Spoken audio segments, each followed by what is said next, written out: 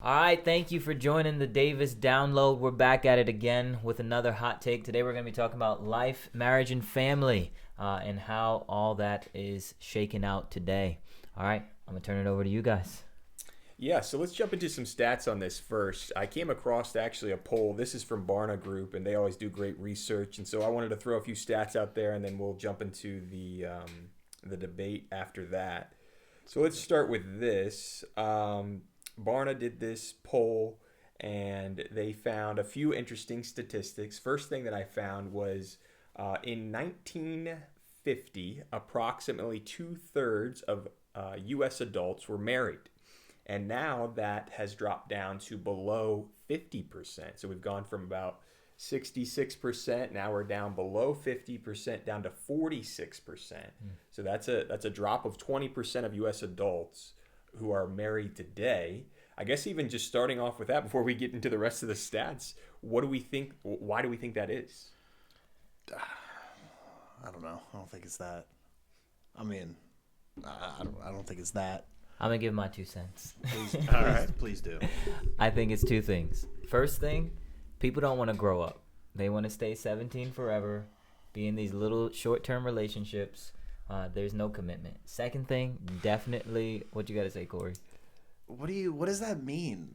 People don't want to get, like, we say that, but has that, I don't get what that means. People always say people want to stay a kid forever. Yeah, they don't want responsibility. They don't Who want to grow wanted up. Nobody ever wanted responsibility. Yes, back in the day. Back in the day, everything was perfect and everybody that's not was what I'm saying. great. That's not what I'm saying. What I'm saying is people had a desire to have a wife and kids and to raise a family. They had a desire for a home. And today, you don't see that. People just want to just have fun. Like, it's just, do what they want and nothing more. But I don't think that's that much, like, I don't know. I just can't see the idea of having fun just kind of came around in the last 40 years. People always want to have fun. Nobody wants responsibility. Well, to moderate this a little bit, so I think part of this is the historical circumstances of the age, right? You think back, if we're saying back in 1950, if we were at 66% of adults were married, if you think about the historical context, they were forced to mature earlier, right? You think of our historical context, there isn't a large, massive amount of wars that the United States is fighting, that we're sending troops off to. Yeah. And so there isn't that force of maturation, I guess, is kind of my point with that. So, And I mean, even like all of us have been in education, and we see it even with teens. Their parents just don't require as much of them. It's like do what you want, be happy, as long as my kid is, like, it's all about them. And I think that is a big part of, for better or for worse, our generation is they're more about the fun, they're more about the hookup culture, and small relationships and nothing big. What I was gonna say, my second point was, and here is where I'm gonna get attacked again, is definitely social media. And people spending all their time online. Corey, I hear you over there moaning again. What's going on? I just think those are the 2 things I feel like I hear that all the time, but what does that mean? All right, like, that does not mean, okay, we have phones, okay. It's tough to compare it because you've never had it. It's still kind of, if you really think about it, like, it's crazy to think, but it really is kind of the first group generation in history to, like, have this much technology at their fingertips. So so it's the first generation with that, and it's the first generation to have such horrible marriage rates. It's the first generation to have, I think it's Barna says 43% of 18 to 34-year-olds feel lonely. So they got friends at their fingertip and no one there in front of them to make them feel comforted. That's part of it. You got to admit that's part of it. Thank you. You led me into that right there. The first generation to have struggled with some of these because people don't get out, touch grass, feel the sun on their face, and meet somebody outside.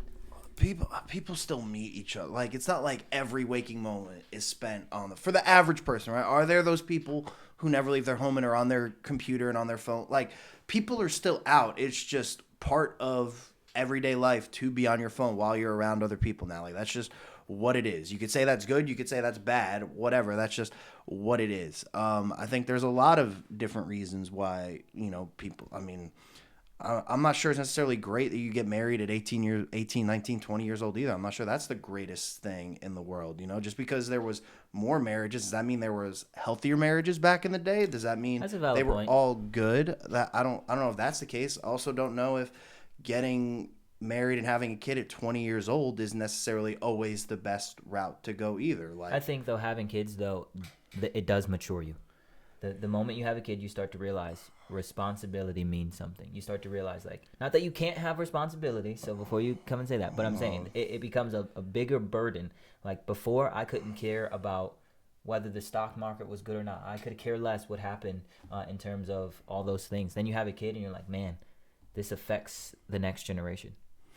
Let's consider this even from a theological standpoint, or from a biblical standpoint, or even generally speaking from a cultural values and ethics. I guess you could even categorize it as that, with the element of marriage, in the sense that what is the appropriate time for somebody to get married?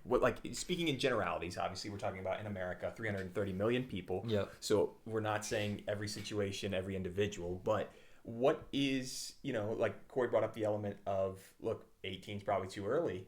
And I feel like societally, we kind of have these random markers. Like, we've established here in United States society, for whatever reason, that 18, you're an adult. Seems to me to be an arbitrary number. Yeah. But Yep. Or for half the things, the other half of the things it's Yeah, 21. yeah, And there's some another things- half of the things yeah, where it's 25, yeah. 26. So And that's it's all. That's a great point. And so with this, what should it be? So I was looking, again, this Barna poll is a great poll. I encourage you to read through it, and we'll put the link in the description, and we'll put that information out there. They did great work on this poll. But they said in 1950, the average male was getting married around 23 years old. Today, the average male is getting married around the age of 30. The average woman in 1950 was getting married around the age of 20, and today that is up to 29 for women. And so, considering these trends, you do hear some people, I kind of laugh. You hear some people say, yeah, I got married at 16 and started having kids at 17 and a half. And it's like, okay, I don't know if I'm into that. But That's not good, Skip. That's not good. I honestly, I feel like, they say the brain develops at 25. I would say so, yeah. That's a good age. Honestly, even 23 to 25, that's probably the Because I think there is a degree of, and I'm not saying, there should be, again, when you're once you hit 18, the average, again, we're talking in generality, so I'm not talking, there's still the average, you're going to college for 4 years, and whatever that is, so whatever that experience is, then I do think it's good. Get out of college, get into whatever we call the real world. That's another thing. I hate the real world. I don't know what exactly that means, but you get college out. is not the real world. I know, but you get out into the real world. Yeah. Right? And you have a job. You do kind of, to a degree, have to learn how to take care of yourself. Yeah, do you have more room for error when you're on your own? Yeah, of course. But I think that's good. You should be learning how to do all these things. You should be kind of figuring out a career. Again, I'm not saying every duck has to be in a row before you take that step of merit and all that. I'm not saying that, but I do think it is good to kind of explore kind of on your own and kind of figure, again, I hate these kind of terms, but just learn about yourself, get a little bit more established in a career, kind of evaluate, okay, I'm 23, I'm 22, I've been out of college, I got this job out of college. Is this where I want to be? Is this where, I want to go, going back to our conversation, do I have a degree in my area? Also, going back to, we talk about kids, and you say kids get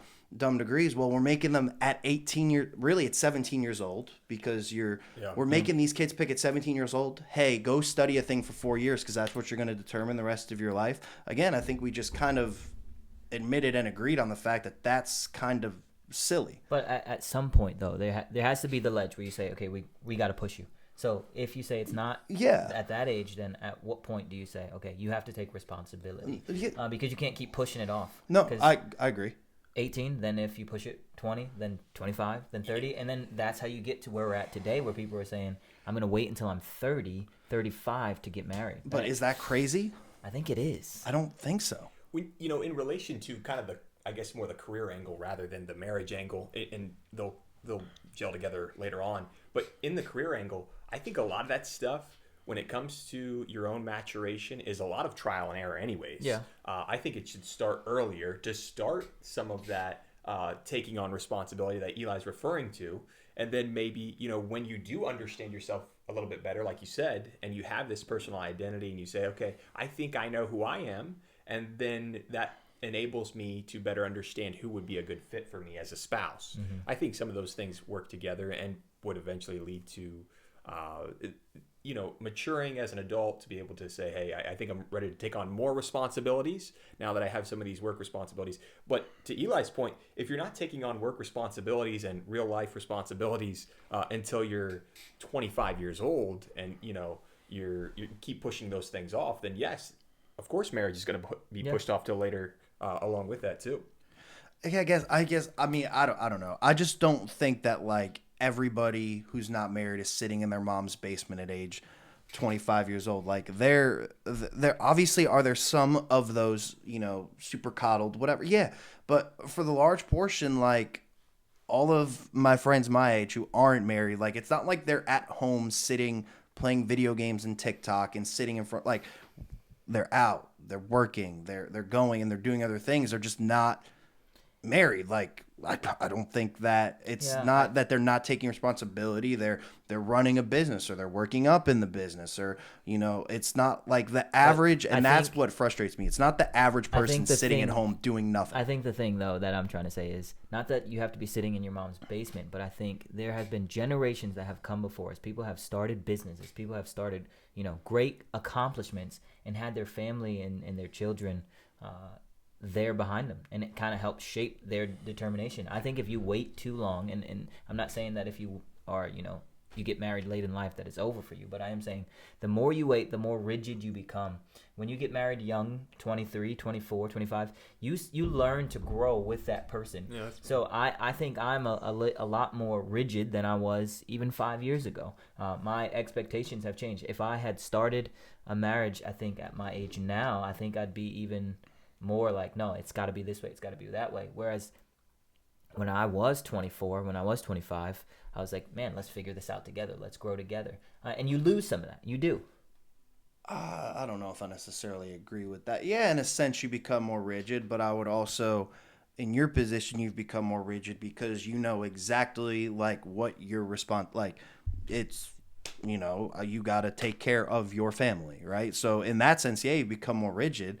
But I don't think just because you get into I'm even saying my temperament, though. Like, the things that I allowed for at 25 is I was a lot more, like, go with the flow at 25. Now that I'm getting older, I'm just like, no, I'm not doing that. But I also, yeah. So in terms of a relationship and growing with someone in a partnership, it's a lot easier to say, hey, we both were growing in this. We didn't know this, and now look how we're maturing and solidifying around each other. But I would also argue that no matter what point the relationship starts or whatever, you should still be growing with that person, regardless of if it started at 19 or if it starts at 39. You should still be learning and growing with that person in a relationship. So I don't think that really has...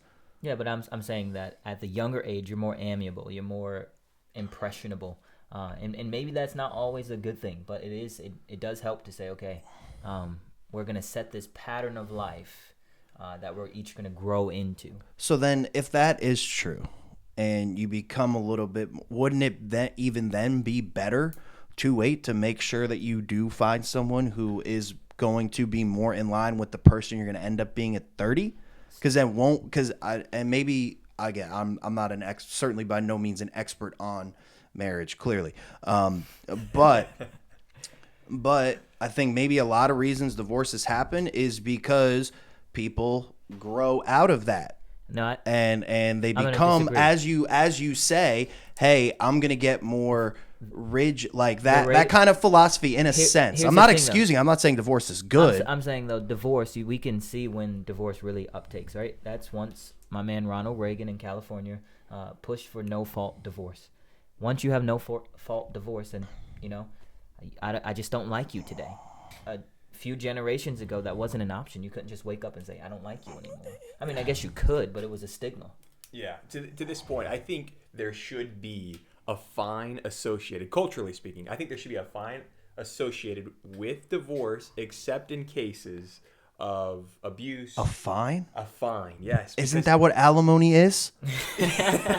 Like we still have that. I guess I agree with you. Someone still I agree, but we have that. That's what alimony is. That's still a thing. Yeah, you don't always pay alimony when you I would say the large majority of divorces that happen, there's some sort of alimony or some sort of splitting. Like, so I don't think people just divorce and they go on living their life like the marriage never happened. Once there's no penalty for just, like you're saying, I just don't like you anymore. If you just, there's no. But there is. Not really. Alimony, you have to split. Like, all of that stuff still happens. But they're both contributing in that relationship to everything that they own.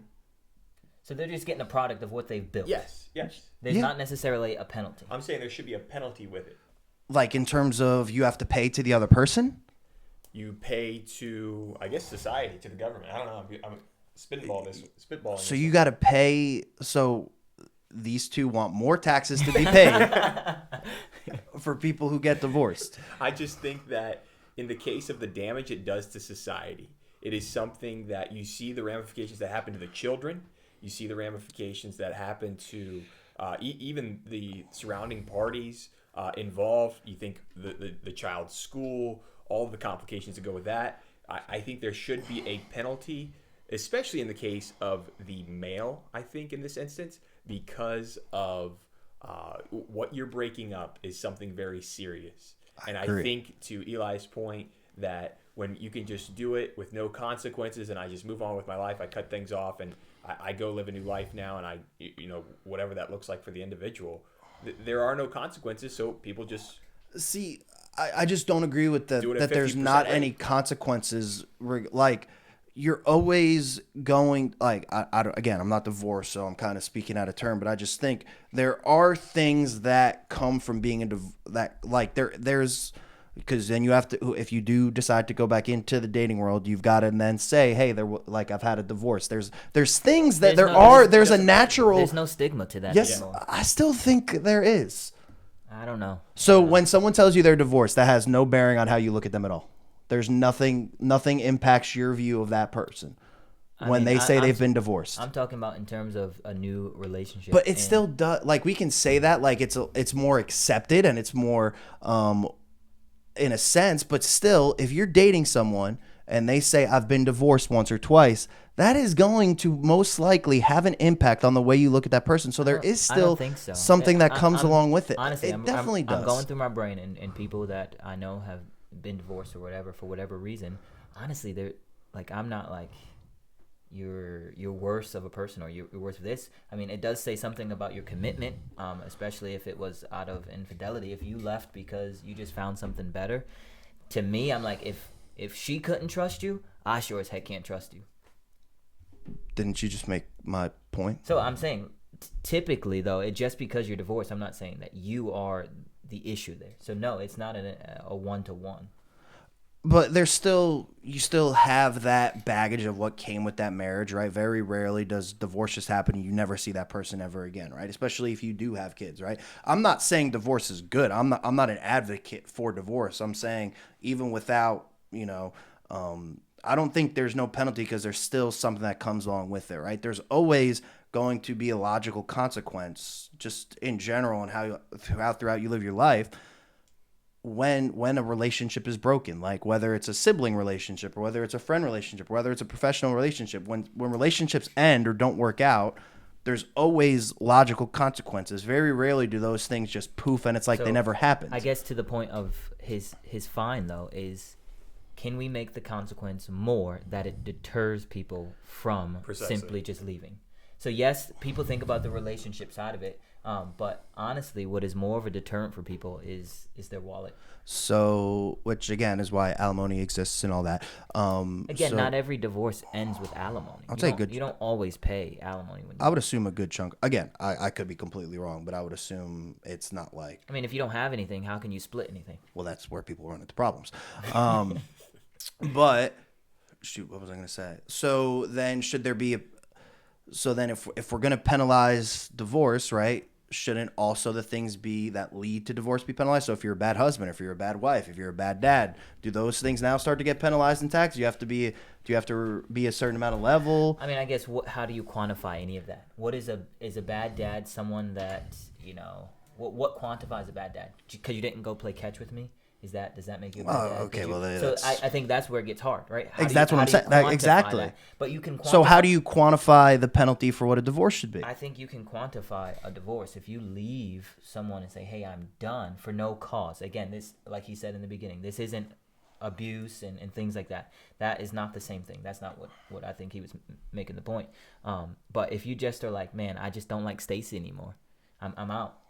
Okay, that right there.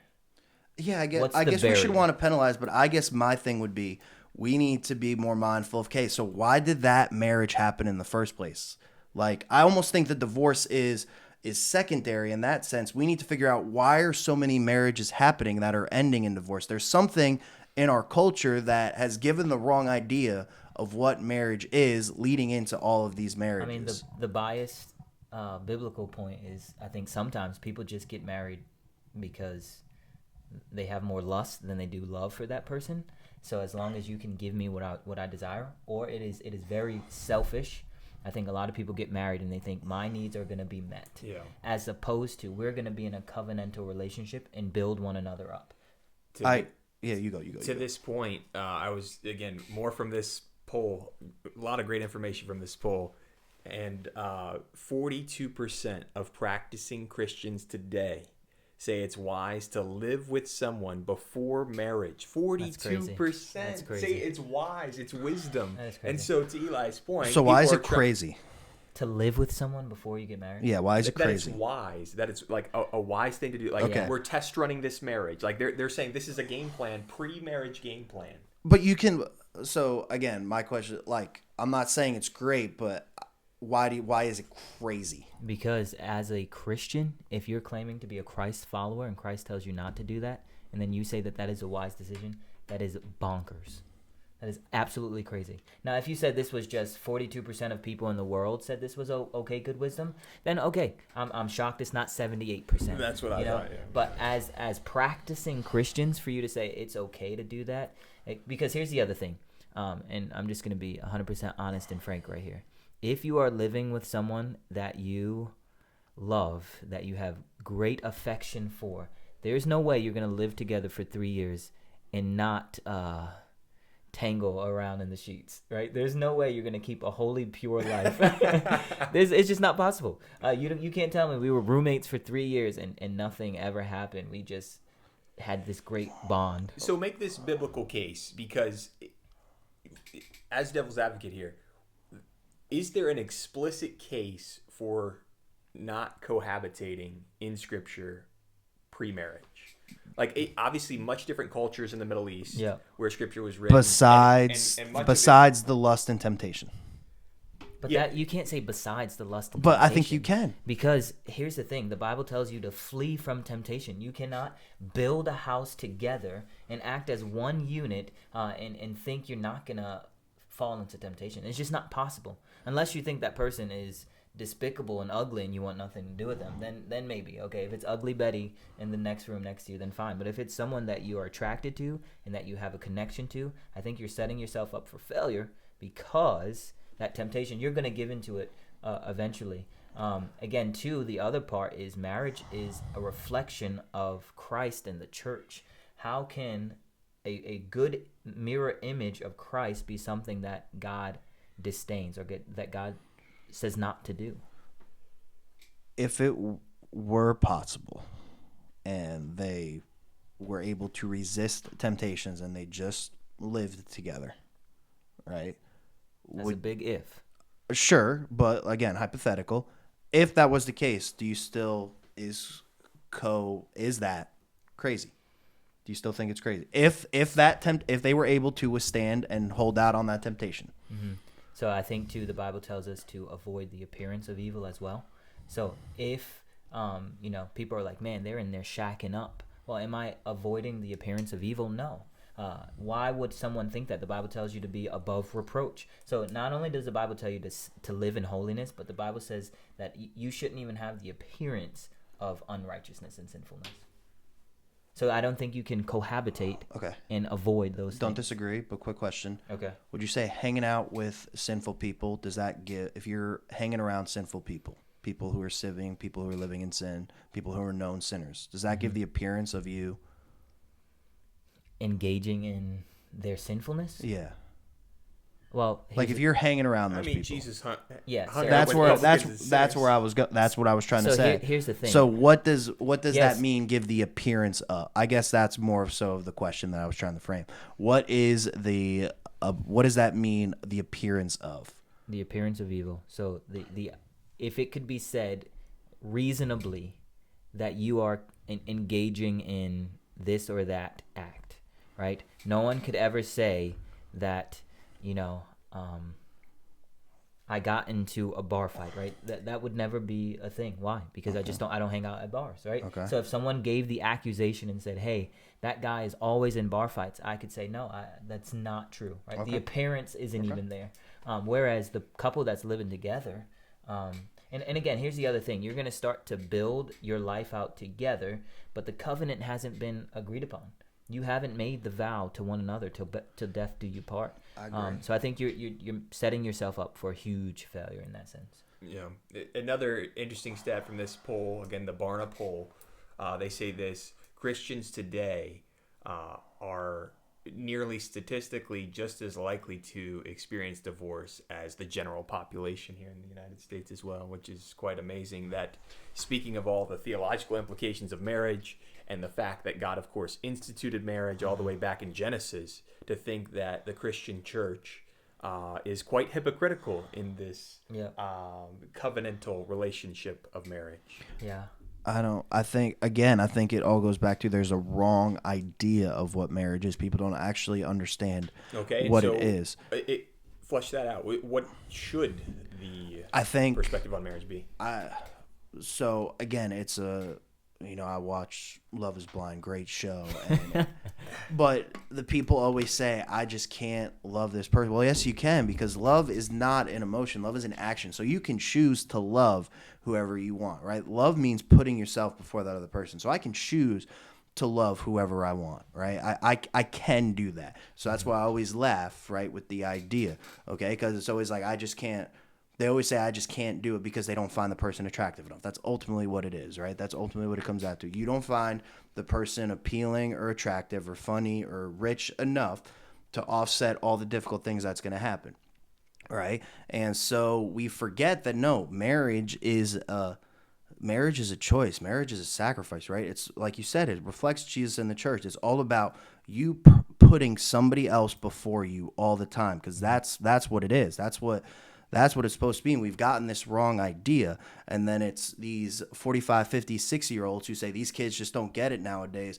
Well, who was supposed to tell us how to get it? That's what always frustrates me about these kids. You complain about this generation. You raised a generation. So you complaining about it, you're just telling on yourself that you didn't do a good job. Yeah, and the previous generation has no standing as well with those divorce it's statistics as crazy. well. I mean, it's gotten worse. Yeah, so like when you see a rough marriage, or you see, hey, my dad was a little bit rough with my mom, or my mom was like miserable to my dad every time when he got home, just trying to, when you see that, how do you expect a 25-year-old to be like, sign me up for that right away? Sign me up to work my butt off, and then I'm going to get home and I'm going to get yelled at up the wazoo, or sign me up for, if you're a woman, like, I'm going to get home and my husband's just going to tell me how dumb I am, or not give me the time of day, or not talk to me at all. Like, of course, right? That's where we come from. We've gotten a wrong idea of what marriage is, Yeah, I and think that's the problem. There's Ravi Zacharias talks about this a little bit, but he makes this point that he grew up in India, and a lot of the marriages were arranged marriages, and the rate of divorce is so much lower than what it is in the West. Because and kind of to your point, exactly, they make the conscious effort to say it doesn't matter. Like, no, I didn't really necessarily know what she was going to look like or how she was going to act, but my parents made this union, and to honor my parents, I'm going to honor her. Wow. And so on and so forth. And it's a choice. And again, I don't know, I can't remember the stat that he gave on it or whatever. It's definitely, because I've also heard that arranged marriage, like India and all those countries that still kind of partake in that, and That's crazy. it goes better. So, culturally speaking, what do we do about this? Like, obviously, the cultural system we have now is not working. Yeah. So, and then again, earlier we talked about the Middle Eastern context of where most of Scripture was written. All of Scripture was written, right? And we have, a much different cultural setting that they're in. It was more of, the father kind of has, in a way, like this ownership over the daughter. Yeah. And nobody can take the daughter until I, pass them on and have my blessing on it. Whereas in America, it's a lot more independence, but obviously the way we're doing it isn't working. What are the cultural shifts we need to make with this? I think you go. I think honestly, and Corey's not going to agree with this point, but I think it goes back to the point of consequence, right? So back in Middle Eastern, even today, to step outside of your marriage is anathema. Like, you cannot do it. In the culture of the Bible, it literally meant being stoned, right? Both him and her, right? Whoever was involved. So we've just normalized it. Yeah, and I think we've made it this kind of bland thing that I can do it because it makes me happy. But if there is something outside of just our emotions that pressure us to continue, and I know the argument on the other side is, well, what about the people that endured abuse because of that stigma? Like, I get that. That's a valid point. And I think anyone being abused or anything, that option to get out needs to be a thing. And there should be even more consequences for people that abuse people in relationships. Like, yeah, certainly. It should be double, astronomically more so than staying or whatever. So I just don't think that the consequence is the thing, right? Because, like, I think if you set what it's supposed to be early, I don't really have to deal with the consequence because people know what they're getting into. Because no matter what happens, right? You're never going to have a 100%. There's going to be a billion perfect marriages. I think there's a lot of things. I think, number one, it starts with just simply modeling, right? Are you growing up in what a good marriage looks like? Like, does it look enjoyable, right? We say kids catch things.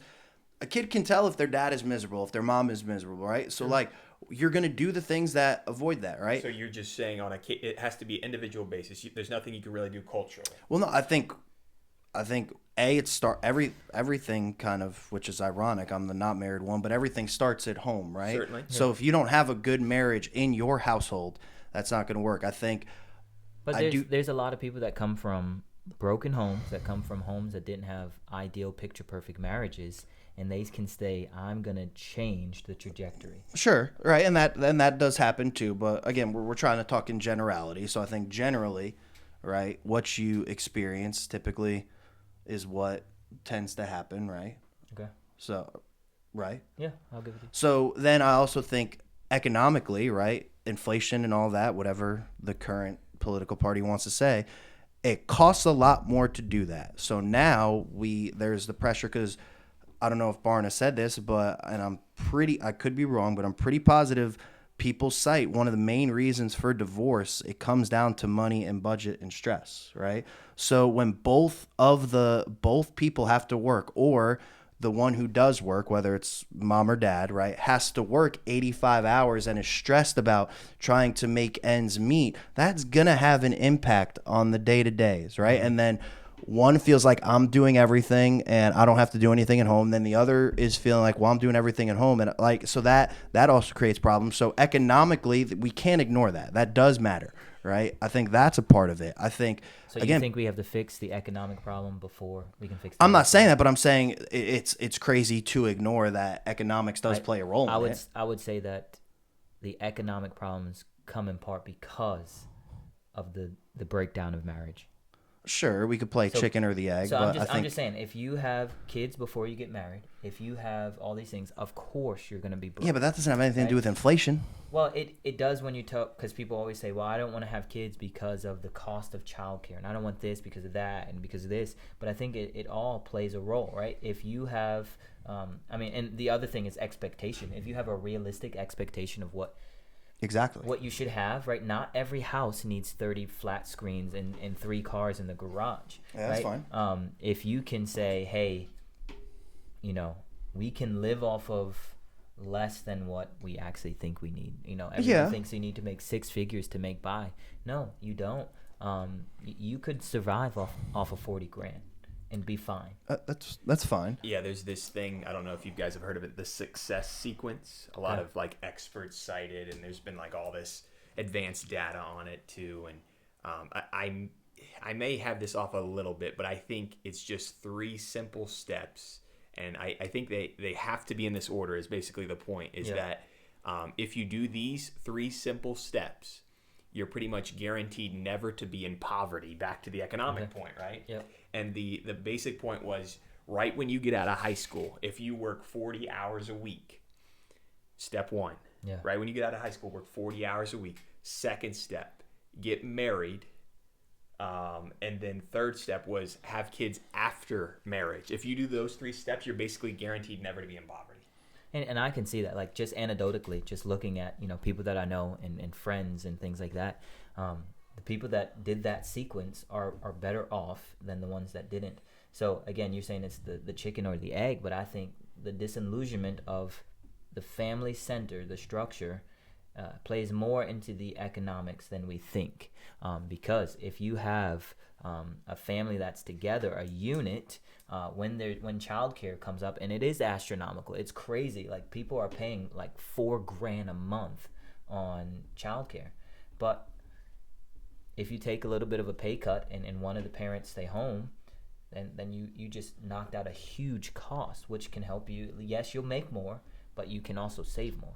Correction. Success sequence. I just looked it up. Success sequence is this. Step 1, and I kind of prefaced it, but step 1 is this: graduate high school.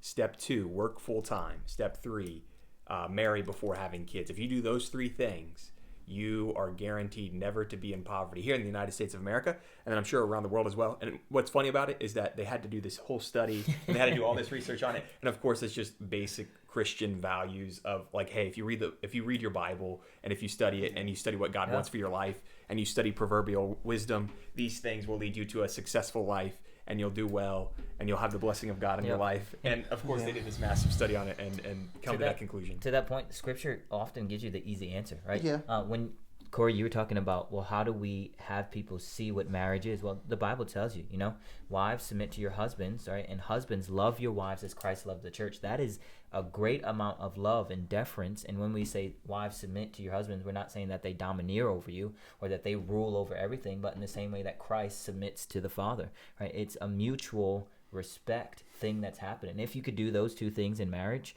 I think you can have a successful, lifelong marriage. I think another part of it too is people just need to relax about it. Like, once you hit a certain age, and again, we're kind of talking 25, like, it becomes an all-consuming conversation. That's all people ask, and then you could say whatever you want, but there becomes a pressure to do it, right? Mm-hmm. And whenever you put pressure on people, unless you're the rare Kobe Bryant, Michael Jordan, who gets better when pressure gets put on you, you tend to make poor choices. So I think everybody also just needs to relax and be okay with someone not getting married right away either, and that it's all different, right? Ultimately, right, the Lord has it mapped out. Paul says if it wasn't for his thing, he wouldn't have gotten married. So that it's also not necessarily for everybody either. Yeah, and that's a valid point. Do we think Paul was married?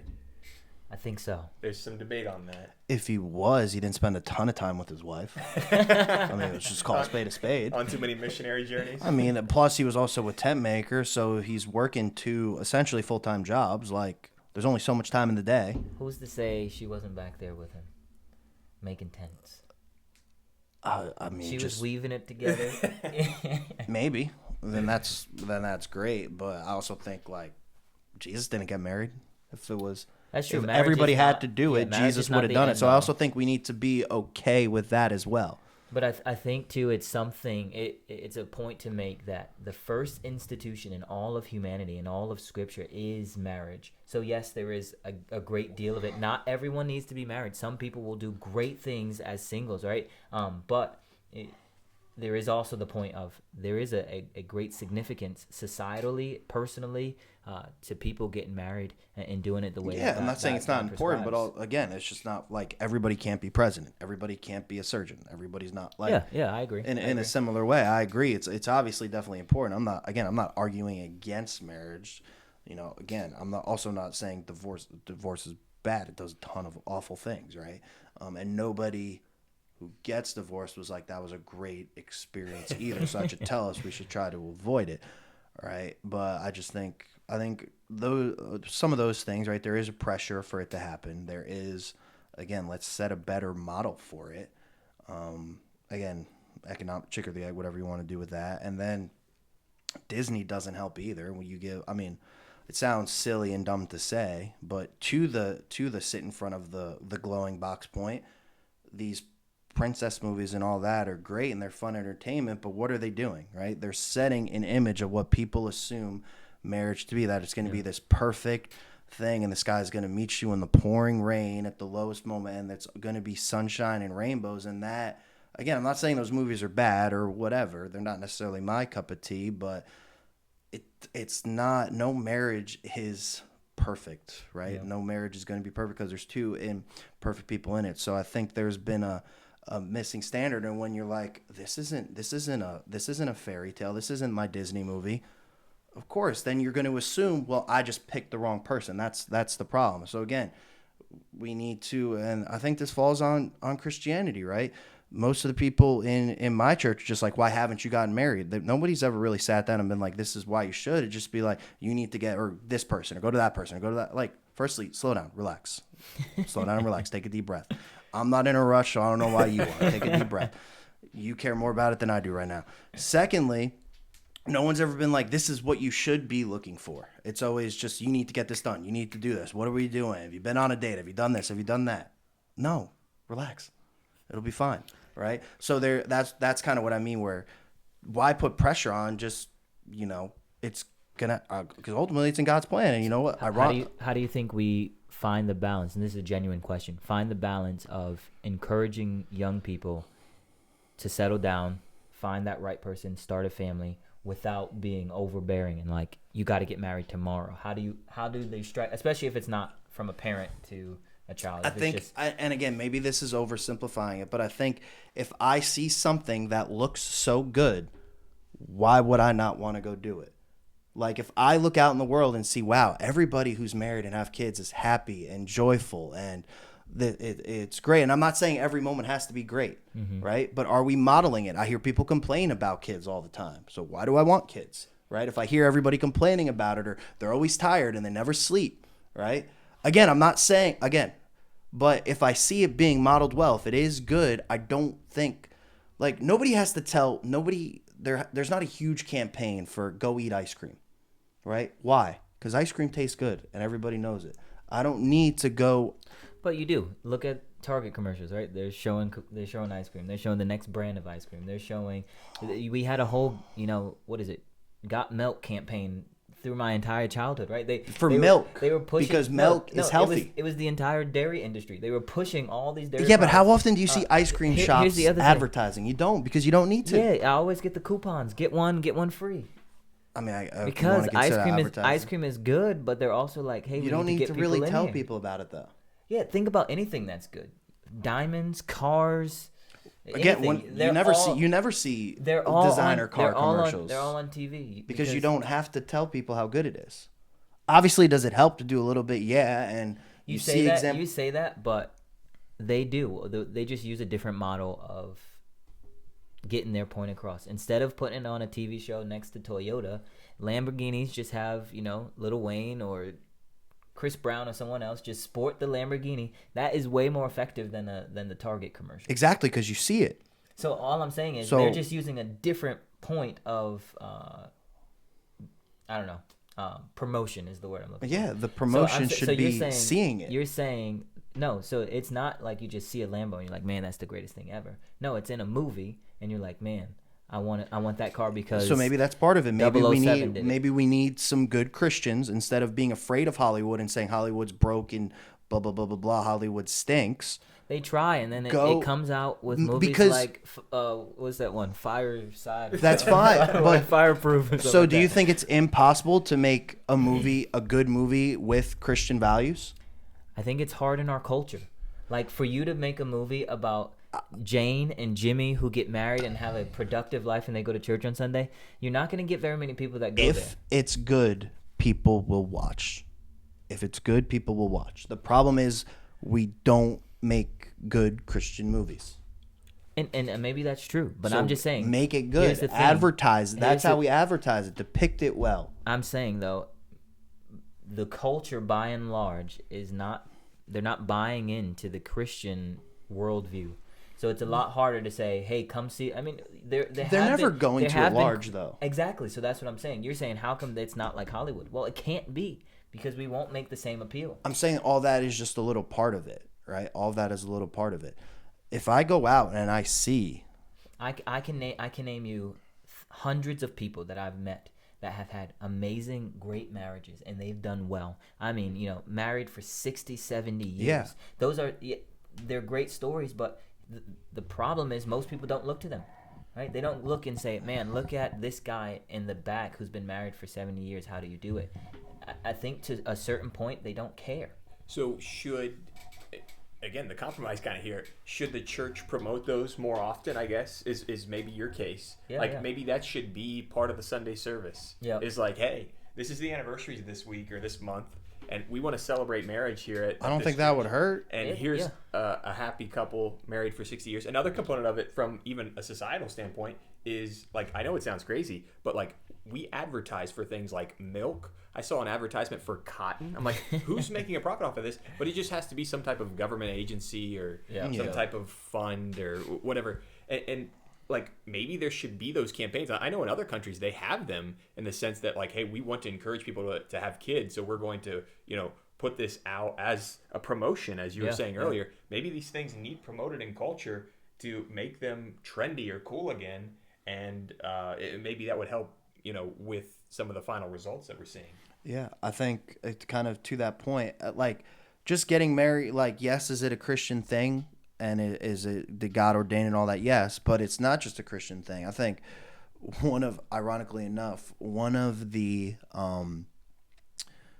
Barstool guys, who certainly is not going to be associated with Christianity and the church, but he talks about how awesome having kids is all the time. Mm-hmm. And like, he'll admit, yeah, it's tired, yeah, it's long, but he says over and over again, this is one of the best things that's happened to me. So, but to the point though, you have people that are both in the church and outside the church that are saying that. That's what I'm saying. We need more of that. But here's the thing. I'm saying you have way more voices out there that are saying, oh no, don't have kids, have fun, just you and your 2 dogs, be dinks, do this, do that. And it's like, be louder. You can, like, I would have way more money if I didn't get married and have kids, right?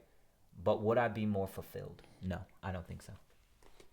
Yeah, I don't even know if I would have more money. I think just with being married, I think it has opened my ceiling way more than if I had been single. Yeah. First of all, it's made me way more aware of my own weaknesses and just having another person there, another perspective. Yeah. Like when I'm just like, by myself thinking things through, I have my own, rut of thought, but, Scripture teaches 2's better than 1, right? Mm-hmm. And so I think that element is certainly there, and I think it does open up my ceiling way more. Another element of this is, to Corey's point, I think the case that the outside world even recognizes marriage as something that's good and virtuous is quite amazing. And again, it reminds me in Scripture where God says that He pours down His goodness and His righteousness on the just and the unjust, both. And even the secular world acknowledges that, life's better with marriage, with kids, with a family. And again, not for every person, we're speaking in generalities here, but for the most part, everybody can recognize that, these marriage statistics are terrible. These are bad things. This shouldn't be what our culture is. And it should, even to Corey's point, we need a paradigm shift of what marriage is, and a refocusing even back to the biblical values of what God intended it all the way back in Genesis. Yeah, I agree. Yeah. Well, that wraps it up for us. The Davis Download. Thank you for tuning in. Again, check us out. Instagram, TikTok, YouTube, Apple Music, Spotify, anywhere that you get your podcast. Tune in. We'll see you next week.